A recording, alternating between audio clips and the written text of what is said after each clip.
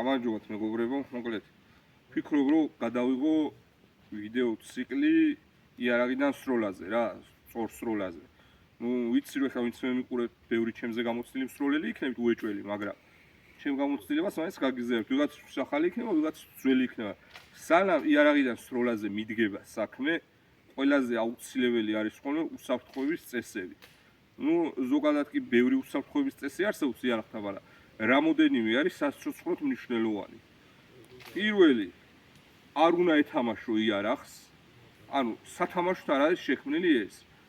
სრულიად სათამაშო იარაღიც კი რო იყოს, აი პატარა ბავშვს გვალბურთულებს რო ის რო გაგივარდეს და სადმე მოიტყა, საკმაოდ კივნეულია ეგეც. საბრძოლო იარაღზე აღარ ვლაპარაკობ, ხალხში თუ მოიტყავ და ხალი წამოგვარდება ხო საერთოდ. მეორე, ისე უნდა მოიყვრა იარაღს როგორც დატენილს, ანუ შიგნით აქ სასახლეში თითის პუნქტური და ეგეთი რაღაცები არ მოსულა. მინახია რომ ბევრს გავარდნია მაგეთ დროს. აი რო იძახიან ხოლმე წმენდისაც გამივარდაო. არა, დატენილი იარაღი თამაშობდა და მაგიტო გაუვარდა. და თუ დატენილი იარაღს წმინდავდა, მაინც თამაშობდა, იმიტომ რომ დატენილი იარაღი არ იწმინდება. წინა ვიდეოებში მაგაზე ვისაუბრეთ. შემდეგი უსაფრთხოების წესია არ მიუშვირო იარაღი არასოდეს არავის. ანუ შიგნით ტყვია არ დევს ეგეთი რაღაცა. ჩემ მეგობარს მოუვიდა ეს ეკიდა იარაღი და უბრალოდ გაუვარდა 12 კალიბრიანი თოფი. უსაფრთხო მიმართულებით იყო მიწას მოხვდა. ის რომ ვინმესთვის ყოფილიყო მიშვერილი, გააგლეჯავდა თავს ადამიანს. ამიტომ არ შეიძლება იარაღის ადამიანისთვის მიშვერა არასოდეს. თუ რა თქმა უნდა, ზეტი არ აწერია მხარზე და მოკლას არ უპირე, რუტუნა ღორი არ არის, მაგ შემთხვევაში დაუმიზნე პირდაპირ თავში. არანაირი ფეხებში. შემდეგი უსაფრთხოების წესი. არასოდეს არ გამოიყენო იარაღი და საბრძოლო მასალები სუვენირად, ხელსაწყოთ და სათამაშოდ. არც ერთი მათგანი სათამაშოდ შექმნილი დანიშნულებით არ არის. ანუ სუვენირად გულისხმობ ზოგი ტყვიას ხრიტავს ხოლმე ზოგი რაღაცას. კი ის ტყვის გახრეტა, ბევრი უხრეტავთ, მეც გამიხრეტია ტყვიები, რომ შემენახა აი ზუსტად სუვენირებად კოლექციისთვის.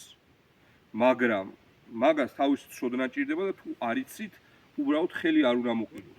ასევე უცხო საბრძოლო მასალებს, რომელიც გზაზე ყრია, სადღაც შეხვდათ, ნაგავში იპოვეთ, სასროლეთზე ახვედით და არ იცით რის ნაწილია, არ უნდა მოყიდოთ ხელი არასოდეს.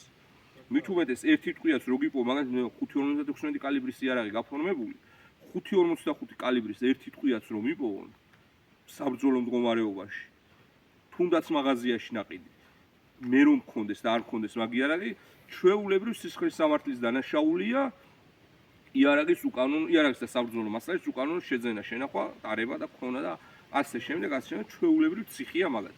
ერთ ვაზნაზეც კი, ამიტომ რაც თქვენი იარაღის არ არის, იგეთ რაღაცებს, გაეკარებით. კიდე რე. ძირითადად ეგ არის. სასხლეთ ყავს რო არ უნდა ეთამაშოთ ეგ ვთქვით. იარაღი ყოველთვის ცველზე უნდა იყოს ეგ ვთქვით. ხა მაგალითად A არის შემთხვევაში თუ არ დავტენით იარაღს ცველზე ვერ აყავს. ბევრს არის მიჩვევა, ან მეც ვჭოვარ, დასხლეტილია ხოლმე, აქ პრობლემა არ არის. დარჩენ შემთხვევაში ჯობია ცველზე იყოს. ასევე სროლის დროს უნდა დარწმუნდეთ, რომ თქვენი სამიზნის უკან ვიღაც კაცი არ დადის, წყემსი არ არის და შეყვარებულები არ არიან ტკპობით, დაკავებულები და ტრფობით. აი ხა მაგალითად მე როგორც ვისვრი, ხევში ვარ, წინ ხევია, გვერდებზეც რავერთი 100 მეტრიანი ხევია და აი აქ, რა ვიცი, როგორი სასწაული უნდა მოხდეს, რომ ვინმე დაიჭრას ჩემი ნასროლთქვით და რამე ამას გაცდეს. და აქ თუ გაცდა ამ ადგილს, ესე იგი ნებისმიერ სასროლეთთან შეიძლება გაცდეს და აღარაფერი აღარ ყოფილა მაშინ უსაფრთხო.